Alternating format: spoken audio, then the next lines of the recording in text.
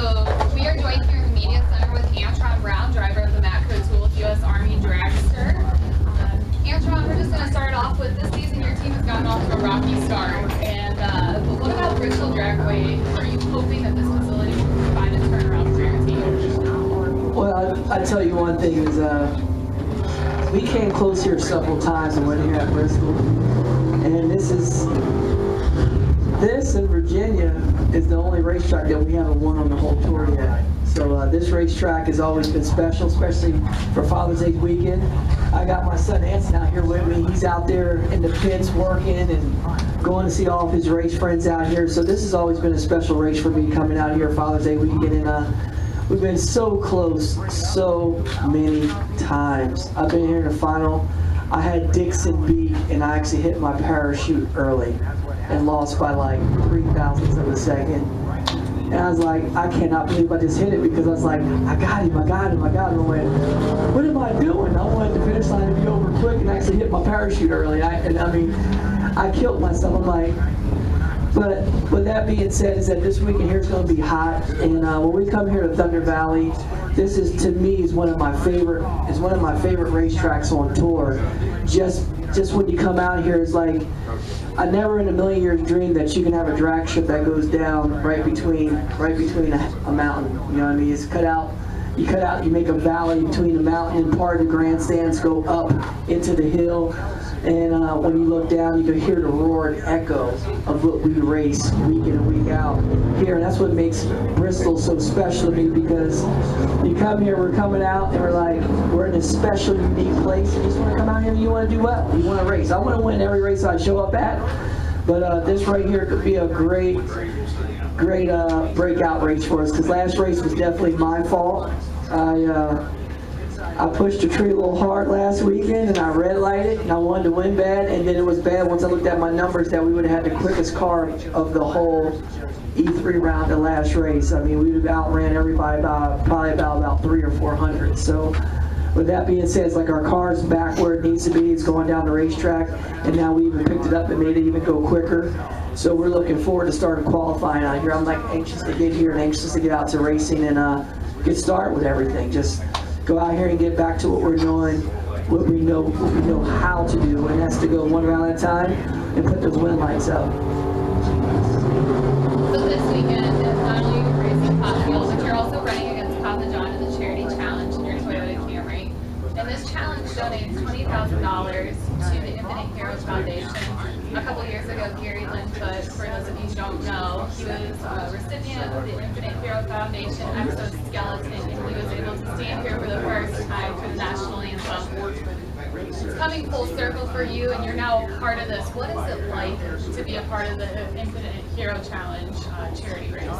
Oh, it's an honor. It's an honor to be a part of it. You know, anytime that we do things, we've been part of Don Schumacher Racing, and Don himself and all of our racing's been a part of the Infinite Hero Foundation for a long, long time, since back even in the Oakley days. We always had a charitable dinner there each and every year, and now to continue on and bring something special to the racetrack with actually Papa John himself. You know, he gets to bring his gold Camaro out, and he really enjoys it because, you know, I taught him how to race last year when he was racing Leah, and now he's coming out, he wants to spank up on all of us, you know, and I don't like that too much. I don't like losing no matter what I do. So the cool part is I took my bumps and bruises the last couple of them, but this weekend here, we got something special for him. I'm going to show him what Sneaky Pete's all about.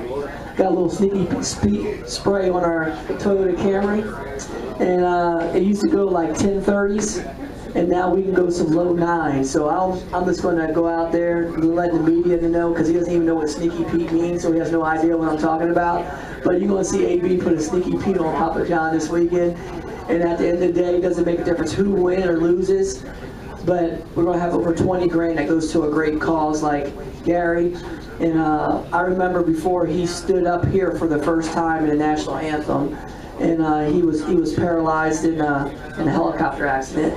And to see him with the assistance and everything else here, I remember it was a stand. Everybody stood up out the stands and saw him stand up for the national anthem. And I tell you what, I mean, it brought a tear to my eye and everybody around it. And and Miss Terry Chandler, who sponsors all that, who's not here with us no more, but her funds still go out and keeps the Infinite Hero race car out there for the next 3 years, and to do things like we're doing right now for all of our soldiers, that it gives them that ray of hope that they can stand again, just like Gary does. So it's very special to all of us. Open it up to media, Phil. Can you pinpoint what's been the problems this year? I mean, I think the easy thing to look at is to talk about Brian Karate leaving, but I'm sure it's bigger than that.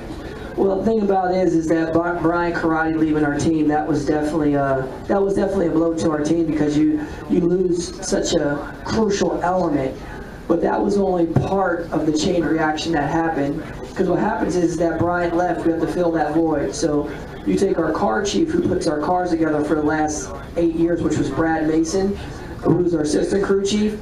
He moves up to the crew chief position, okay? Well, he moves up. He's no longer the car chief.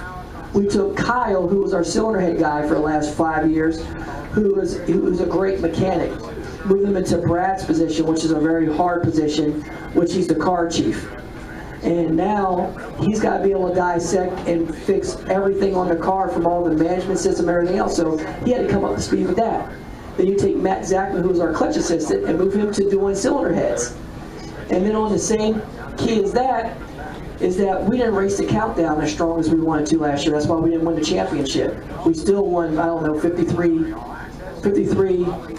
rounds last year.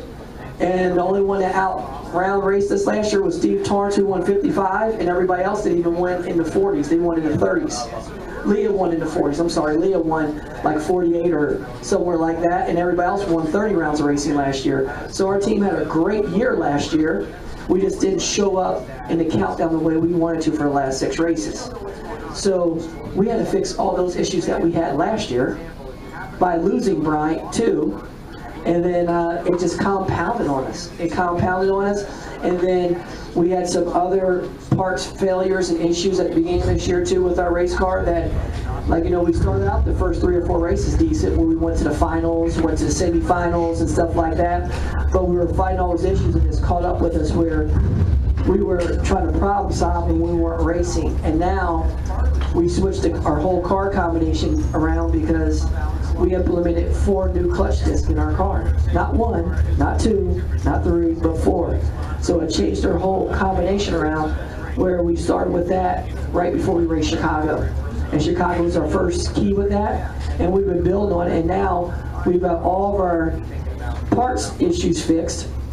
We got our race car right, and now we're starting to see the benefits of it. We're starting to get back into the groove that we used to be, where we're able to go down the track every run, and we're picking at it to make it better and better. And Virginia was definitely our breakout race that we could have put in the winner's circle, but the driver ain't show up.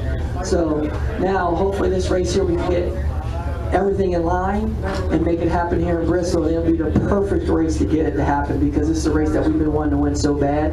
But I learned from the last race that we're just going to be like Ray Charles and let it do what it do, and just relax and go out and have fun and not put no pressure on, but just race how we've always raced in the previous years.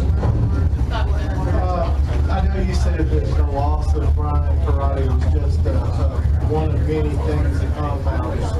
But what was the biggest significant loss in losing Brian that you had on that team? Well, with Brian, it's just like that. It's just that all the people that were in the positions that they were in at, when I just literally said all the people that switched positions, even though on the same team, they're all doing different jobs.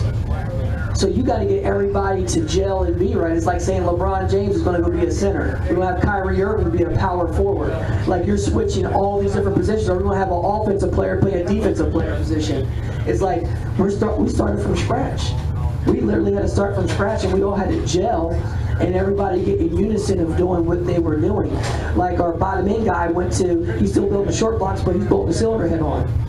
You know, we have a new guy that came in on a team that's brand new, has never even been in racing, fresh out of a tech school, who was our clutch assistant that came in. You know what I mean? So the biggest thing of it is that when you lose 2 people from a race team and everybody takes a different role, it's just trying to everybody to get their bearings right and grow. So, and that's what we've been doing. And I'm happy for the countdown this year. You ain't gonna hear me complaining about it. I want to love it this year. So, with that being said, is that we're growing, and what I've seen and what I've been feeling on the inside, we've grown a great deal since Pomona this year, and we're only getting better. And I think we're going to be better and stronger than what we ever was. And Bryant being gone, losing him, what you lose is anybody can sit at a computer and type in a tune-up. But when you have these great tuners, and I don't even call them tuners, what I call them, they're doctors. And what I mean by doctors is that when you have all the years in like Bryant and Mark Oswald has in, or like somebody like a Mike Neff or Jimmy Frock and like Ron Tobler, those guys they're able to diagnose problems and fix them from one round to the next. Where other people come in, they can put the tune-up numbers in and they can't fix the problem, and it takes them 5 races to fix. You get what I'm saying? And that's the difference with somebody that's on that Bryant Karate. Look what he's done with Courtney Force's car this year. You know what I mean? The car was already running good, but he's able to diagnose problems and help them fix it from round to round and keep it together and make it consistent. And that's what you did. And that's what the track that we're back on now. And that's what made our top fuel car so good. We were down the track 90% of the time. And now, if you look at our car at the last race, we went down every run except for one run last race. Every round. We didn't smoke the tires 3 times in qualifying. We didn't do this. And now we're back on that path and we know how to do it. It just was just getting our team and sinking it back to that position that we're used to doing. Came back and answered me. I got you, huh? Questions from the media? Sorry for my memory, but what is that again that you're going to do to beat the Papa John's car?